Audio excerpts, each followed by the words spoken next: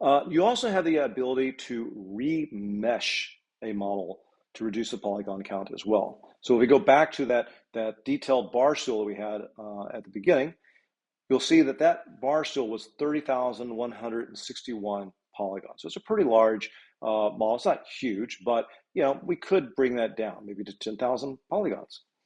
And all that depends upon whether or not we need all the level of detail. So as we bring that down, some of the detail refinement of some of those details in there might get a little bit less. But let's see how that works. So what we're going to do is we're going to go to the next step here.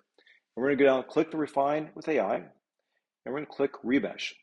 And when we click Remesh, we have the ability now to reduce those triangles or polygons within that model. And so now we could, it's going to come up with the default of 10,000. We could change that to 20,000. We could change it to 5,000, whatever you want to do.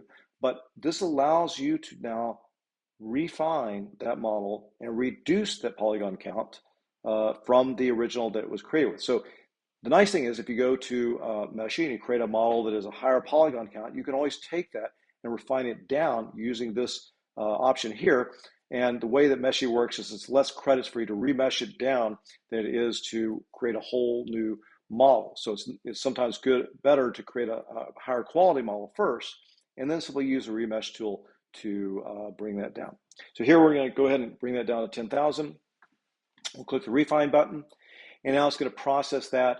And you'll see now that we're going to click that image to texture option.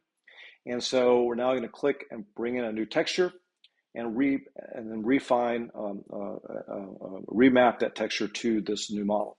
And we need to do that because this model is now a lower polygon count, which means we can't use the original texture because the original texture was created for a much larger polygon count, so it wouldn't be able to map properly to this lower polygon count model.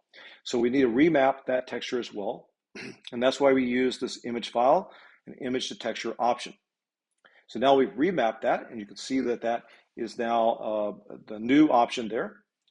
And so now we'll click that option and open that up into ModelPort, and you can see that it looks still pretty good, pretty similar to the other one. If you were to look at the two side by side, you see a little bit of detail, a little bit less in this one than the other one, but still overall looks pretty good. Yeah, it might be appropriate for what your needs, since you might not be right next to these elements. You might be in the distance. So again, it's really a matter of how much detail you need. As Meshi kind of put it in some of the reading, some of the stuff that I read, was if you have a hero shot, as they kind of call it, right, where you're going to be right next to a certain piece of furniture or a certain sculpture in the room, or whatever it might be, then you may want that to be high quality so that it gives that level of detail. But if the elements are going to be in the distance, then you don't need that level of quality because they're not going to have the level of detail, or you're not going to be right next to them, so you're not going to see that level of detail. So really just depends upon how you're using the objects in your renderings and your visualization.